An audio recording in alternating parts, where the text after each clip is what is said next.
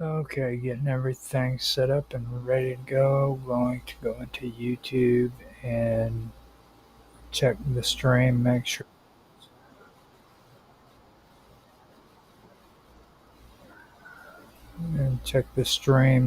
everything is set up right there.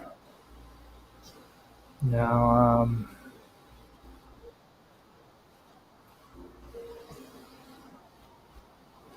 everything sounds good on D Live.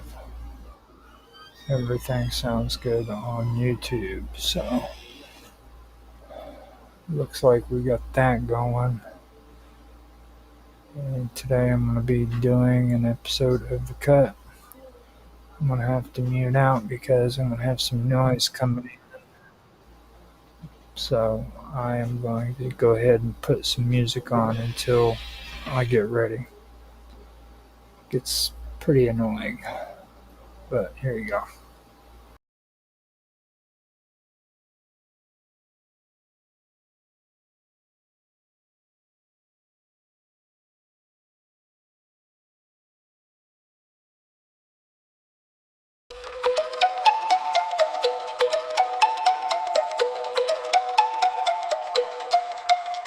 Awakening from an epic dream, awakening from the long dark night. Awakening from history, awakening from duality. The liberation of the human soul to consciousness of the one and all. The activation of the sacred plan, the birthing of a new man.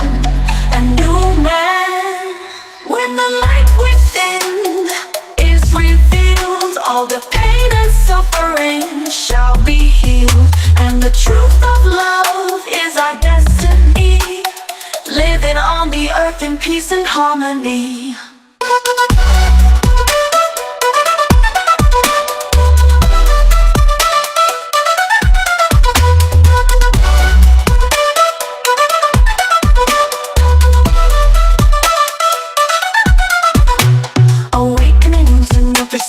Awakening to the joy of life.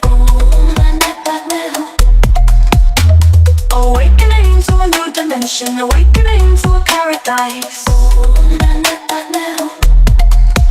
The illusion of separation disappearing to unity, into the source of a high vibration, into the wonder of the mystery. A mystery. When the light within is revealed, all the pain and suffering shall be healed, and the truth of love is our destiny, living on the earth in peace and harmony.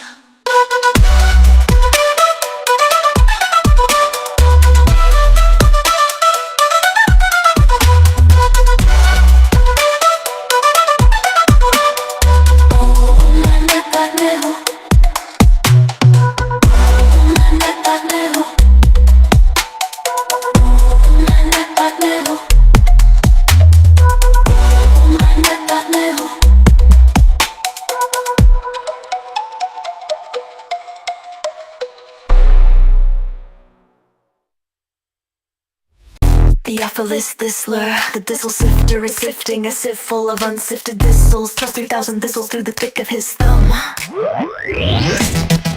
3,000 thistles through the thick of his thumb. 3,000 thistles through the thick of his thumb. Theophilus Thistler, the thistle sifter is sifting a sieve full of unsifted thistles. Thrust 3,000 thistles through the thick of his thumb. 3,000 thistles. Mr. Robot rolled around a rolled round, and if Mr. Robot rolled around a rolled round, where is the round roll? Mr. Robot rolled round. Where is the round roll? Mr. Robot rolled round. Mr. Robot rolled round. Mr. Robot rolled round. And if Mr. Robot rolled a rolled round, and if Mr. Robot rolled around a rolled round, where is the round roll? Mr. Robot rolled round. Here is an exercise demonstrating the union of in at the end of words, dividing and gliding and sliding and falling and brawling and sprawling and driving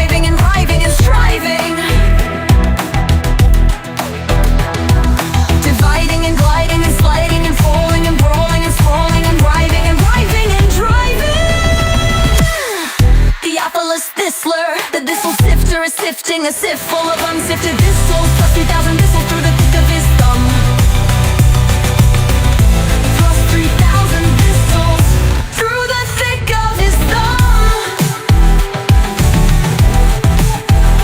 Plus 3,000 thistles through the thick of his thumb.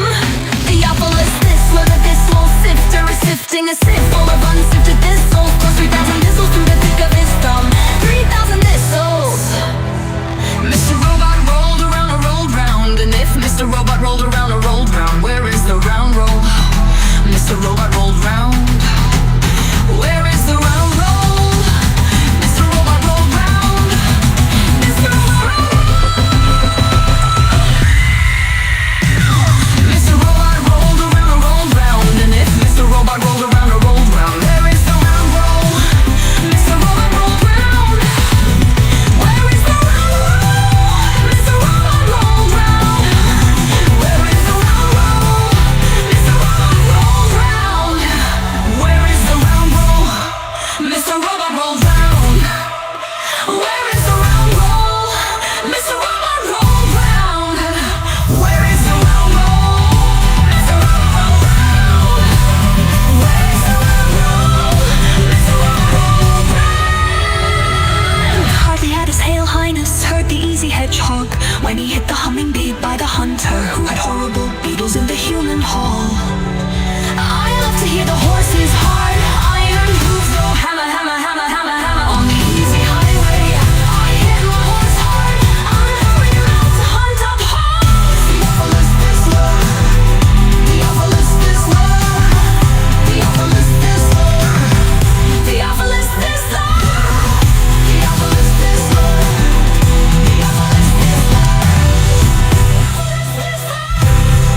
Theophilus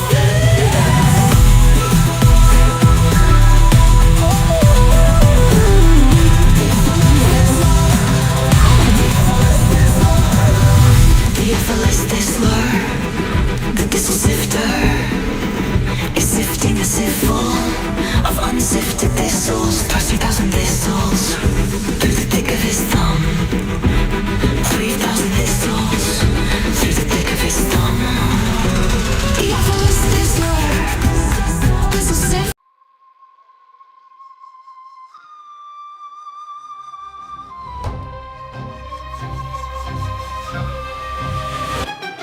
Once the gods carved earth like a cosmic chessboard, Poseidon claimed Atlantis, his star-born accord. 10 twin suns, throne of tridents waves at his command. Empire stretched from bow, big stones to Mayan sand. Monolith stacked like Legos blocks no crane could lift. Sonic levitation, gods don't need pulleys or grit. Athena taught Athens, Hephaestus forged veins of gold, but Atlantis spires pierced heaven, stories untold. Ages of virtue, divine blood pure in the veins. No egregious geodesic temples where starlight reigns, but mortality crept in, diluted the grace. Go turn to rust, hubris eclipsed the god fast. Vessels of Atlantis drowned in the deep.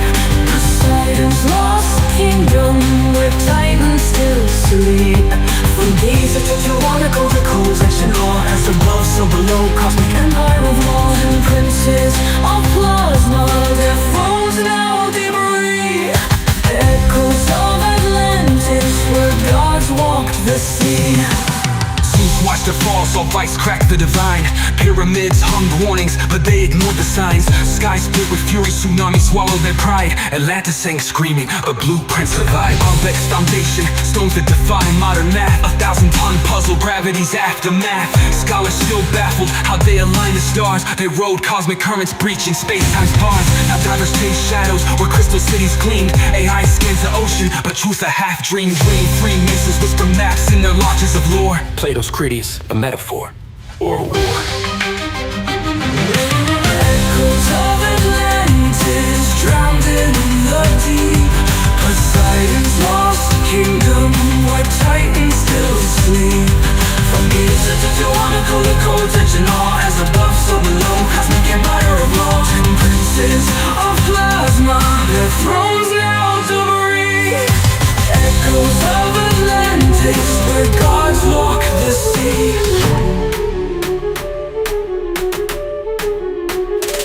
They say Poseidon's seed still flows in our veins. In every megalith, every grid that restrains. The Dogon chart Sirius, Templars guard the flame. But Atlantis tech, it's encoded in our DNA's frame. Zeus's verdict was fire, a flood and ice. Yet the Sphinx still stares, whispering sacrifice. Mortal minds crave power, but miss the design. True kings rule through resonance, not bloodline. Now decode the ruins, their psalms etched in stone. A star-born king's empire, now dust and bone. The hall of records buried neath Giza's cold gaze holds anti-gravity schematics from pre-flood days. Crystal engines hummed, organ fueled their might, till pride turned their frequencies dissonant blight. The Anunnaki fled, Mars colonies crumbled. Leviathan's bones in the Mariana rumbled. But Poseidon's ghost rides the Bermuda's mist. Evolve past the greed or drown in the abyss. Tsunamis taller than gods crack continents like eggs. Jungles of Egypt drowned, turned to sand in Poseidon's regret. Mammals shrunk to lapdogs, skies choked by volcanic breath. Waves circled the globe thrice, 3 funerals for death. Up Nepiston, rode the arc of frequencies, not wood. Up tetrahedron ziggurat where anti-grav pulses stood. While Atlantis sank, he spliced DNA and quantum seeds, stashed them in Göbekley's veins and Indus Valley reeds. Volcanic winter's curse, Zeus hit the reset, scorched the grids, erased the moon-ringed internet. Noah's not a shepherd, he's a star-born archivist, cracking hermetic scrolls in caves where mushrooms twist. The survivors crawl from mud with amnesiac eyes, built new gods from scrap metal and fallen skies. Now desert bones whisper where cedars once soared. Man's just a ghost in Atlantis' holographic horde. The flood wasn't water, it was math. A codex purge, Enoch's nightmares digitized in the cosmic surge. As above, so below, the blueprint stays true. Rise from the ashes or drown in what's new. The flood wasn't water, it was math. A codex purge, Enoch's nightmares digitized in the cosmic surge. As above, so below, the blueprint stays true. Rise from the ashes or drown in what's you. Echoes of Atlantis drowned in the deep, the deep. Poseidon's lost kingdom where titans still sleep. From Giza to Tiahuanaco, their codes etched in awe. As above, so below, cosmic empire of lore. 10 princes of plasma, their thrones now debris. Echoes of Atlantis, where gods walk the sea. So when you see Stonehenge, Angkor Wat spire, know Atlantis lives in the quantum choir. The gods were myths, their mentors in code. Rise from the ashes, or repeat what they owed.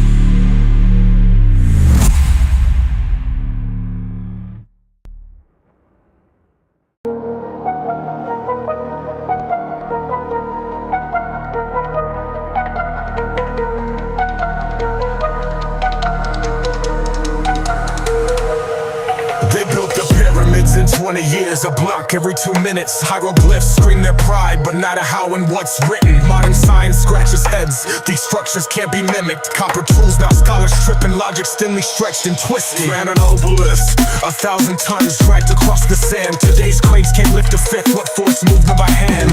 Call the ancients primitive, yo, that's pure delusion.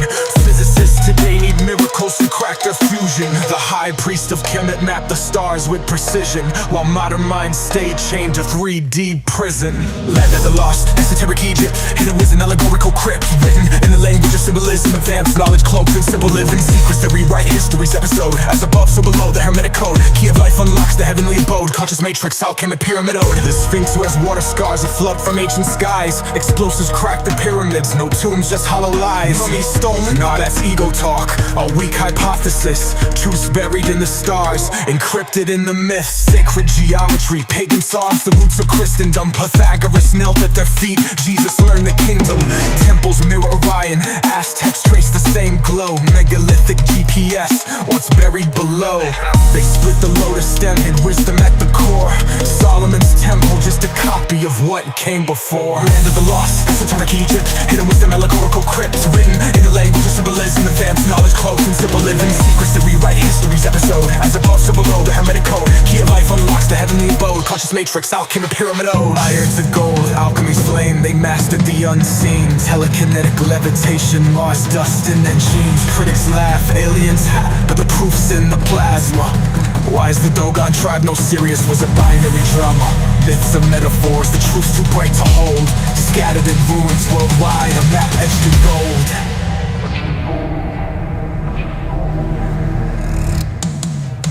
They call themselves Negeru, gods with cosmic ships, gifted fire, math and law, then dipped beyond the eclipse. Now academia's gatekeepers mock what they can't measure, but the scales of Ma'at weigh soul, not tech or treasure. The Zet Tepe dawned when gods walked as king, left blueprints in Gobekli Tepe and the Nazca line. The emerald tablet's truth burns through the scholar's denial. We're echoes of starlight reclaiming our trial. When you stare at the sky, feel the ache in your chest. That's ancestral memory. We're all cosmic guests.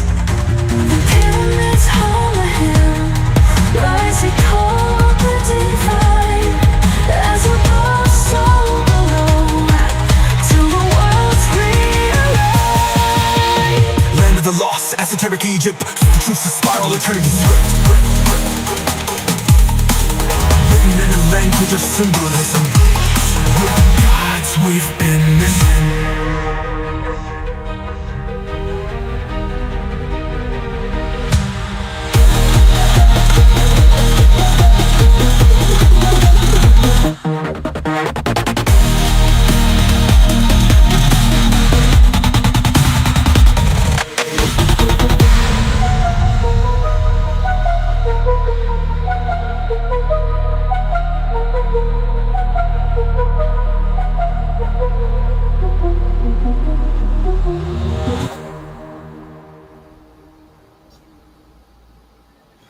Okay, welcome back.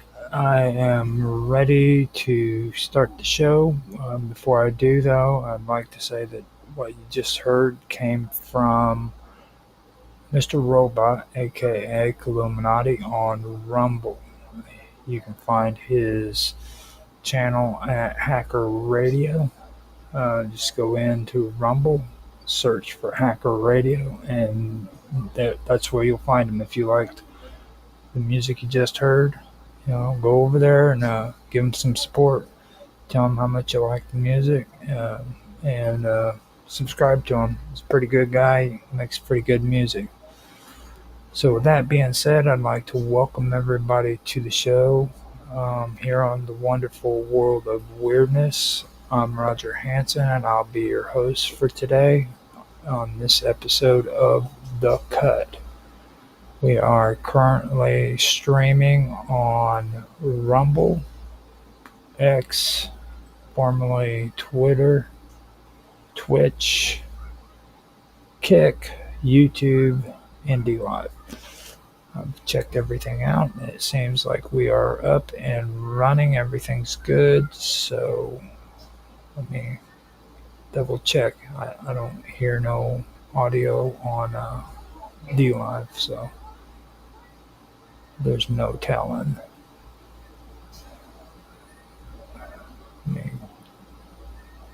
Yeah, DLive's always giving me issues.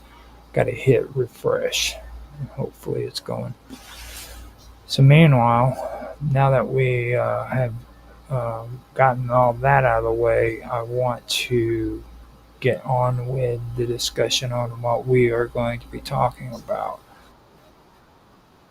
Okay, it's back up and going on D Live. So today the reading is going to go in a bit of another direction. Like I said, on the cut, I want to do everything that has to do with things that just have been cut from history. It's been cut from stories, even conspiracies or things that are folklore, paranormal, whatever that seems to have just disappeared and people haven't really talked about it. And one of the stories that I did run into that I wanted to discuss was one that was told to me, or I became aware of it because of a person that I've been talking to on D Live and on other platforms by the name of, she goes by Svetlana.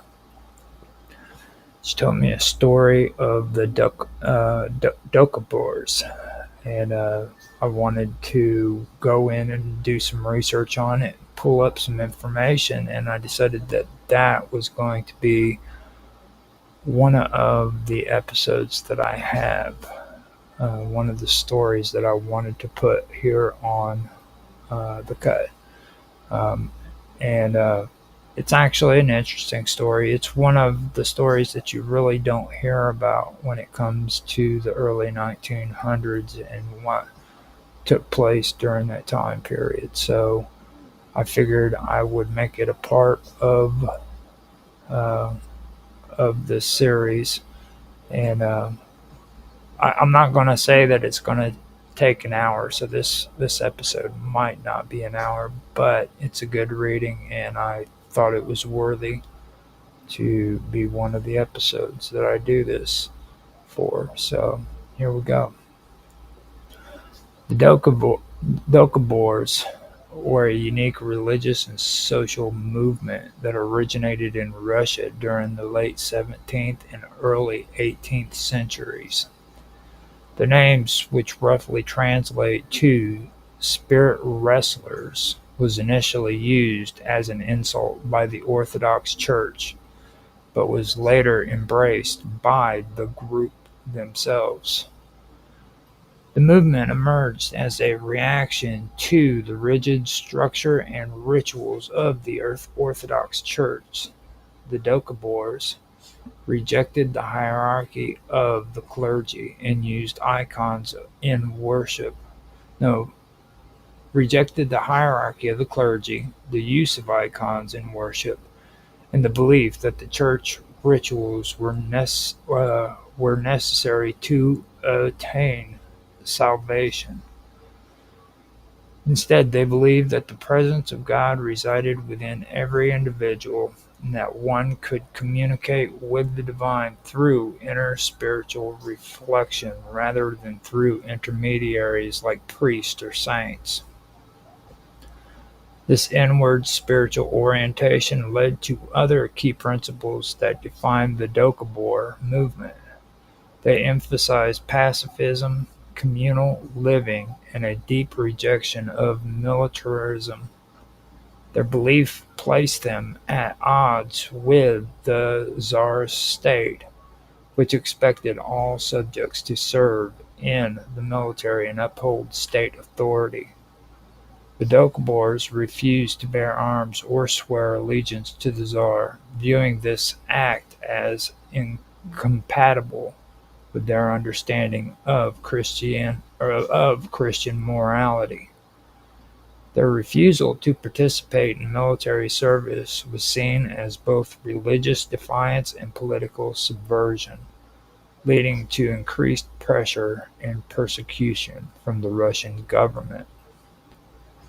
In 1895, in a dramatic demonstration of their commitment to nonviolence, the Dokabors engaged in a mass protest known as the Burning of Arms.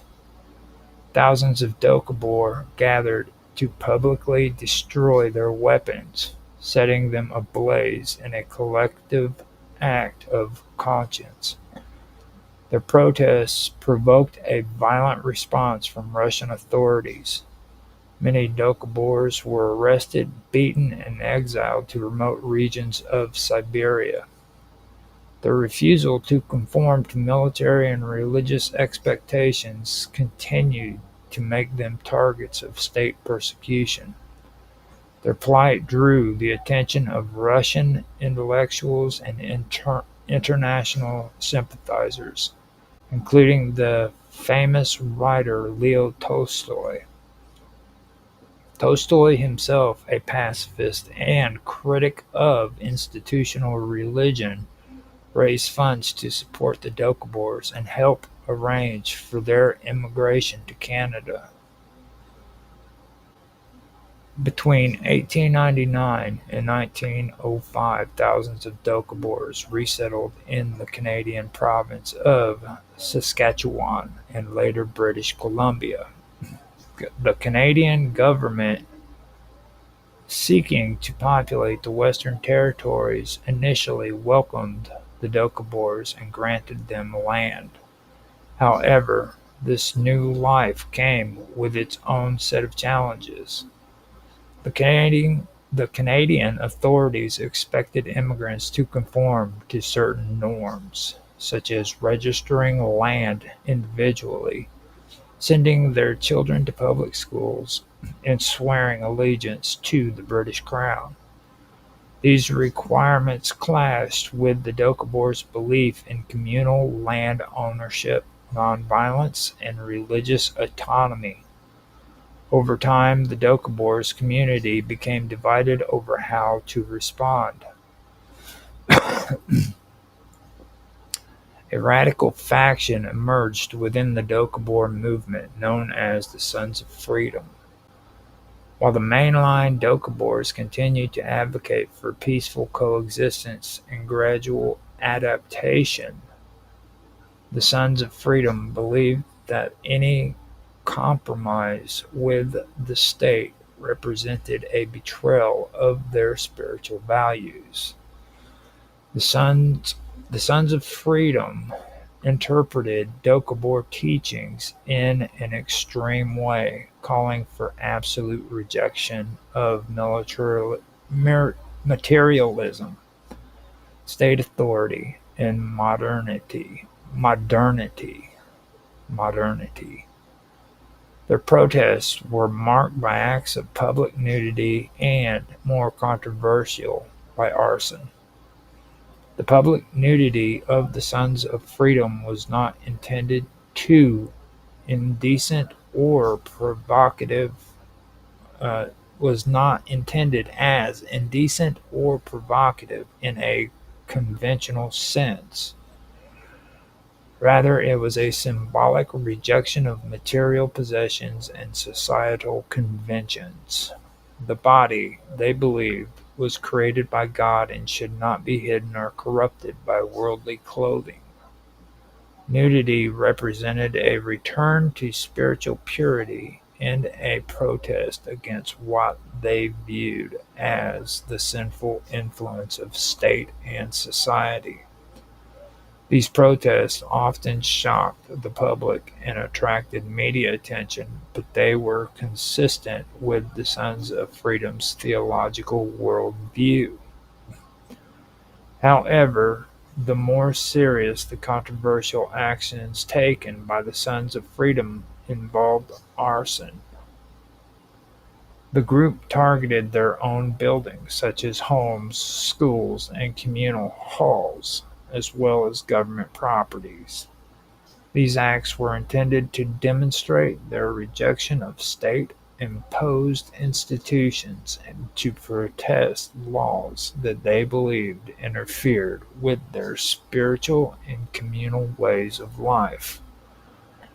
For example, compulsory education laws required Doukhobor children to attend public schools, which the Sons of Freedom saw as a form of indoctrination. In protest, they burned schoolhouses and, at times, refused to send their children to school.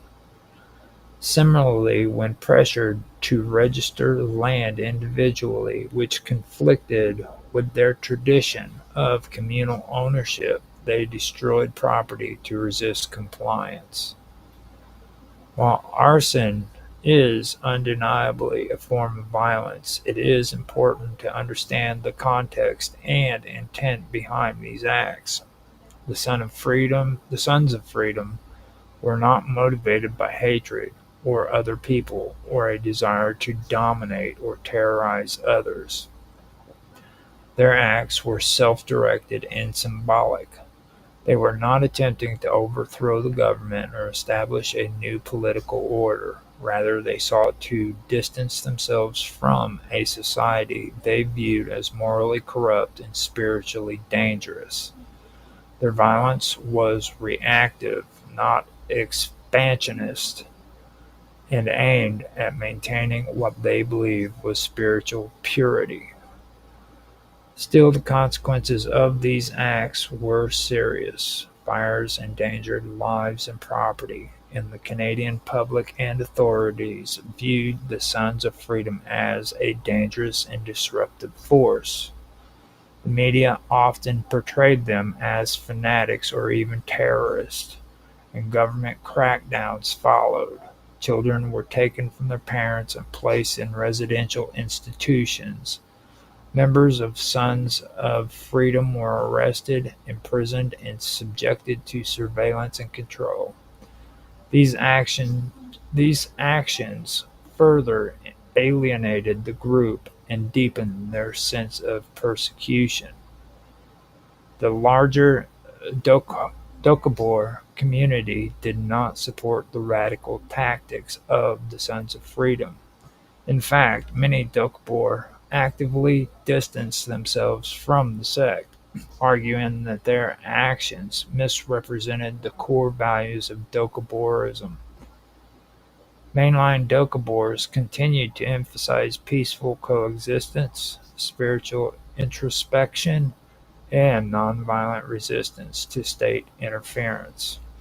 This split between moderate and radical factions, creating internal tensions that would persist for decades. It is also crucial to distinguish the Doukhobors from the nationalist and anti-Semitic groups that emerged in Europe during the same time period. While far-right movements such as Action Francoise in France and Iron Guard in Romania and the Arrow Cross in Hungary promoted racial hatred, authoritarianism, and violence against minorities, the Doukhobors stood for almost the exact opposite values. They were nonviolent, anti-authoritarian, and racially inclusive in their worldview. Their struggle was not against ethnic or religious groups, but against what they saw as the coercive power of the modern state. The Sons of Freedom, despite their use of arson, did not share the idealistic aims or organizational structure of fascist or nationalist groups. They did not seek political power, territorial control, or ethnic purity. Their actions, however extreme, were motivated by a desire to remain spiritually autonomous and free from state interference. They rejected the very idea of the nation-state. While nationalist movements in Europe were often defined by their desire to consolidate state power around ethnic or religious entities. Over time, the visibility and influence of the Sons of Freedom declined. Government crackdowns, aging leadership, and internal fragmentation weakened the movement. By the late 20th century, their actions had become less frequent and more isolated. The broader Doukhobor community continued to evolve, gradually integrating into Canadian society while preserving key aspects of their cultural and spiritual heritage. Today, the Doukhobor are a small but recognized cultural group in Canada known for their historical contributions to religious freedom, nonviolence, and communal living. In retrospect, the story of the Doukhobors and the Sons of Freedom serve as a complex and often misunderstood chapter in the history of religious dissent. It illustrates how deeply held spiritual beliefs can lead to acts of profound sacrifice and, in some cases, extreme protest. It also shows how state efforts to impose conformity can trigger resistance in communities that prioritize conscience over compliance. The legacy of the Doukhobors is a reminder that pacifism and protest can take many forms, and that understanding historical movements requires attention to the motivation, belief, and cultural context in which these arose. Although the acts of arson committed by the Sons of Freedom were destructive and dangerous, they must be understood within the broader narrative of a community trying to preserve its identity in the face of overwhelming pressure and assimilate. No, to assimilate. Their story stand no assimilate. Their struggle was not one of hatred, but of spiritual resistance. Their story stands in stark contrast to the ideologies of hate and domination that characterize so many other movements in the 20th century. Rather than seeking power or control, the Sons of Freedom sought detachment and purity, albeit through methods that were controversial and, at the time, harmful. The Doukhobors as a whole remain a testament to the power of nonviolence, communal living, and spiritual independence. They remind us that not all resistance is born of aggression, and that the lines between protest and violence can become blurred when communities are pushed to their limits. Their journey from persecution in Russia to cultural survival in Canada is one of the more unique and thought-provoking episodes in the global history of dissent and belief.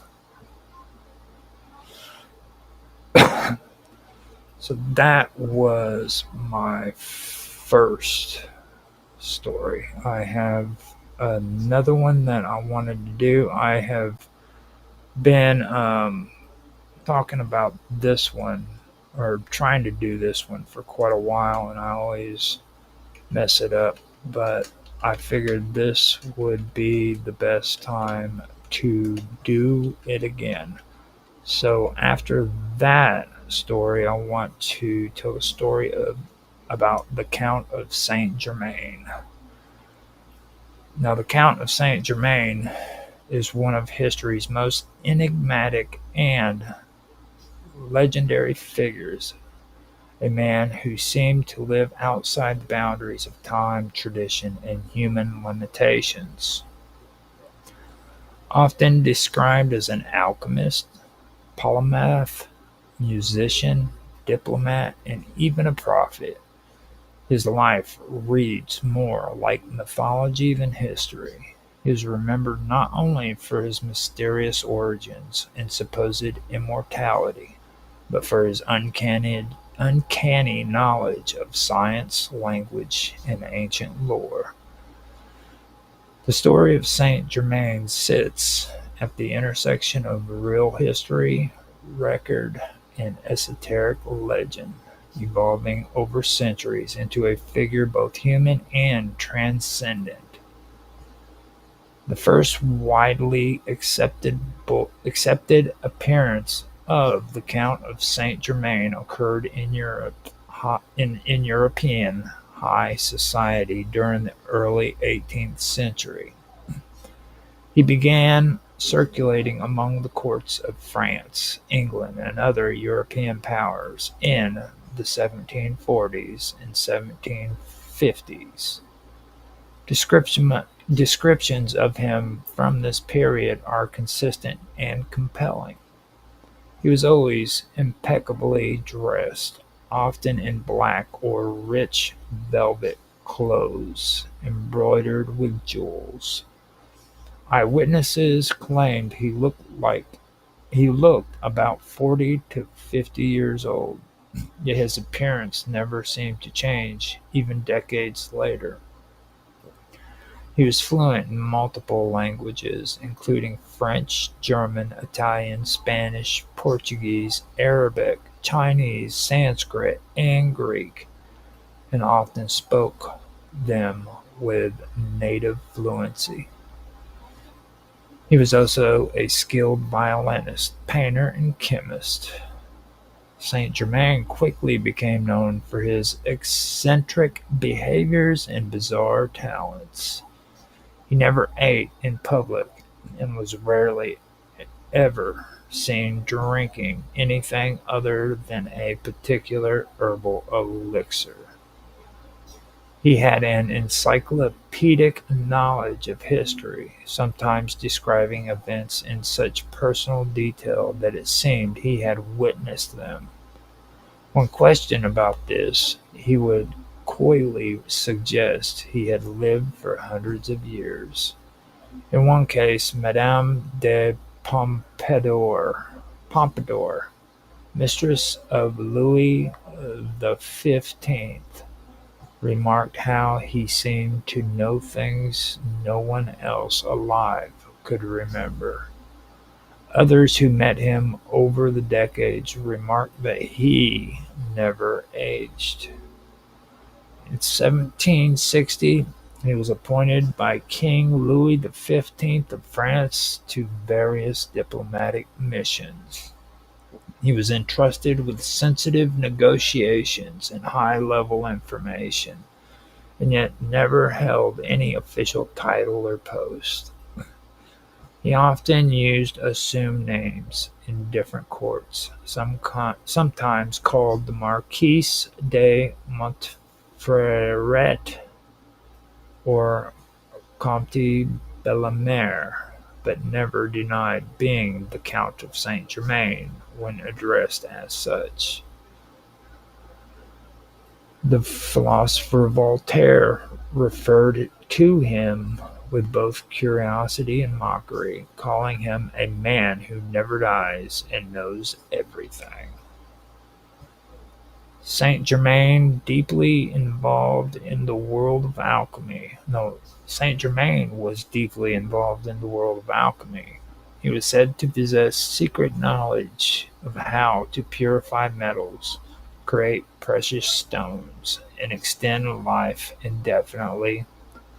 One story claimed that he produced perfect diamonds of the Dutch jeweler Casanova, in front of the Dutch jeweler Casanova, explaining they were not artificial, only improved by nature.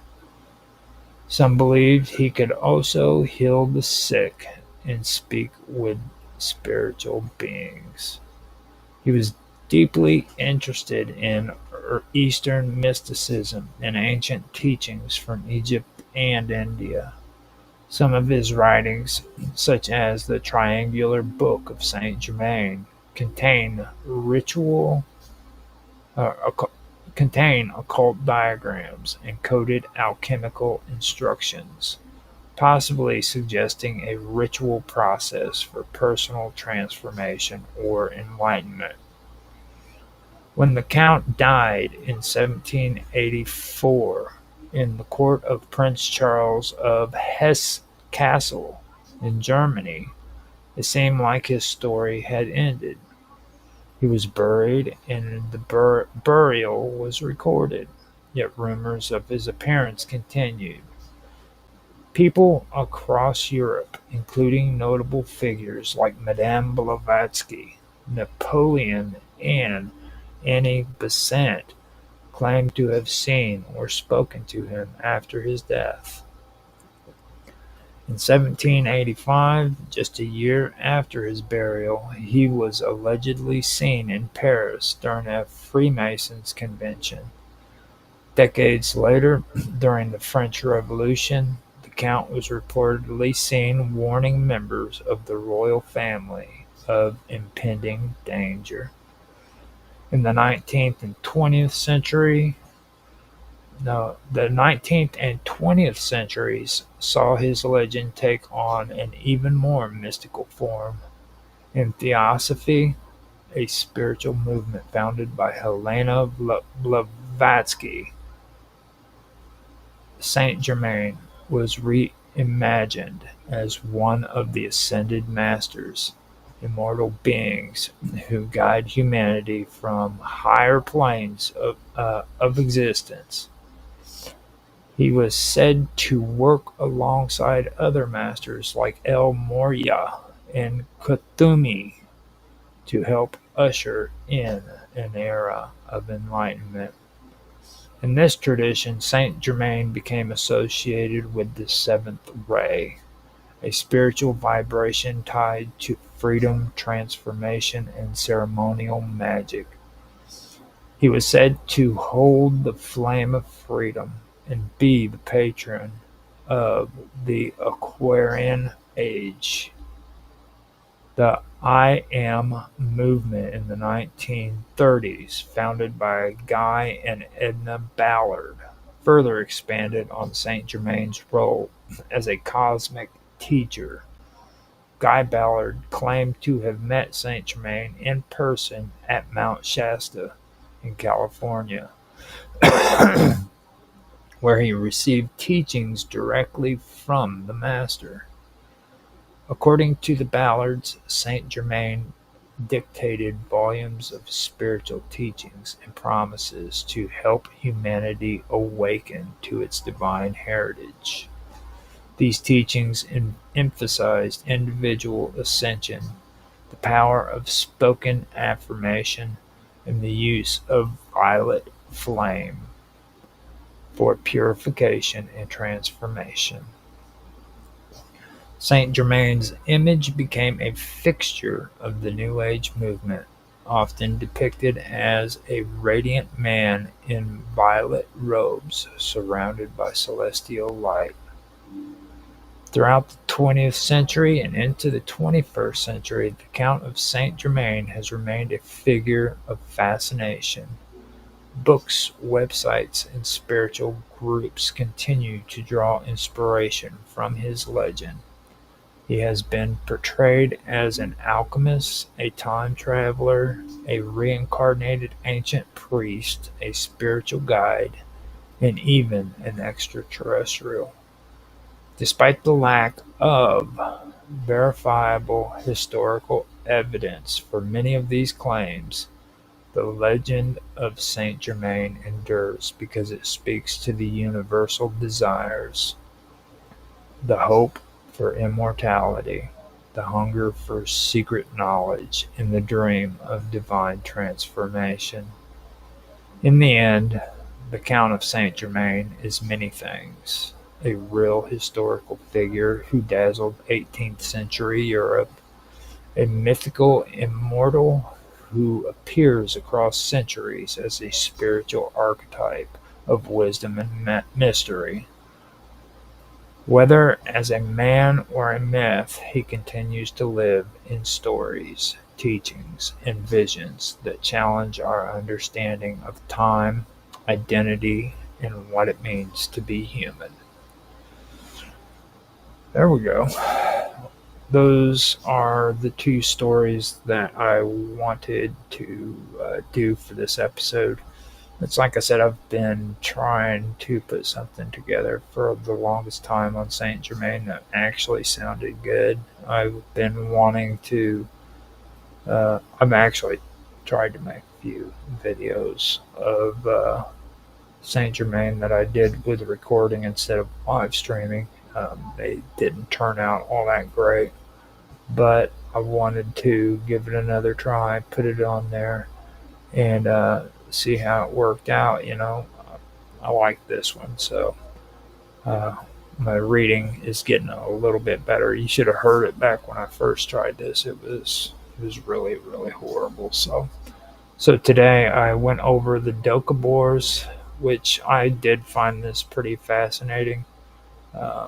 this is one of those stories that kind of like gets lost in time. It's actually a real story too, and it's like I said, I wanted to make this series a little bit more about that, about everything, things that's just basically been lost in time, been cut. It's been cut from reality. Period. I mean, people don't even know about it no more. It just disappeared. So later, when I come back, I mentioned the Count of Saint Germain too. But later, when I come back, what I want to do is I want to mention High Brazil. I'm pretty sure that's going to be my next one. And then there's a few other things that I wanted to go through as well.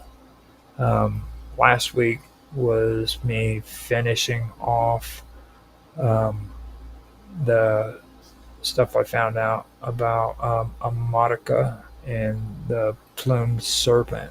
Now that was interesting because right after I did that stream, I did a live with Roger Hansen and Mr. Robot, who I mentioned that did the music at the beginning of this stream. He started talking to me about how he was going to come up, or he was going to do a video on the um, how the name America came about being, or you know what I mean, and the story behind it. And it was weird because, like, right when he said that, I was like, man, I swear I had just done a video about that, or a stream about that, and we had a pretty good conversation about it. So if you guys have a chance to go to my main channel and check that out, it's live with Roger Hansen. You'll see that on Rumble. It's on Rumble, Discord. Um, no, it's on Rumble, Kick, and all the other ones that I'm doing, but it's not on YouTube. Um, I didn't put it on YouTube, but if you're on those other channels like Rumble, X, not Twitch, because I don't keep recordings on there, but if you're on Kick and D Live, then you can see those. Um, Check them out. Check that story out. It's actually pretty cool. So um, now on Rumble, it'll stay on there, but and on X, it should stay on there too. But on Kick and on D Line, they get deleted. So there's no guarantee that they'll be there for any significant amount of time.